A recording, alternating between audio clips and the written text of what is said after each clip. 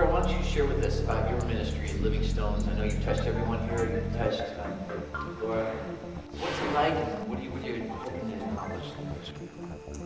Well, first of all, if I can just say thank you for allowing us to come here and for sharing with your congregation. It's been a great day for us. And I just want to say, too, that we had something in common. You mentioned that your hair had changed from black to gray. Mine's changed from red to a chemically dependent blonde.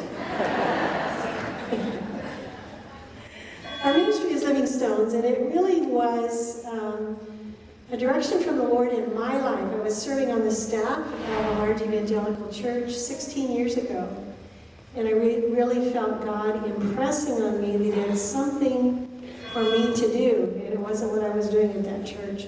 So I stepped out on faith, and after I resigned, now hear this, because it was after I resigned that the Lord showed me what He wanted me to do.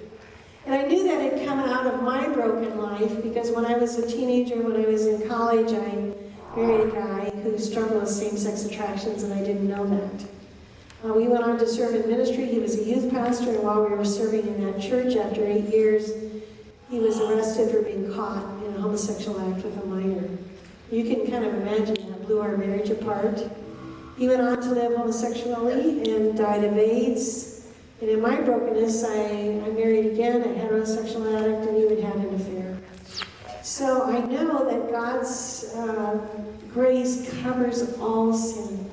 There's nothing that we have done that God cannot redeem. And that's the story of our ministry. We love working with families. We love working with individuals. I particularly, because I come from a family perspective, I love to work with families to help them understand this and to help them know how to love their kids and still remain faithful to the Lord. And as you know, with Rob Portman, how very difficult it is, because you love your kid, you want to make them happy, you want to see them be happy. So being able to walk with God and to remain faithful to His Word in spite of the way your children are going is not an easy thing.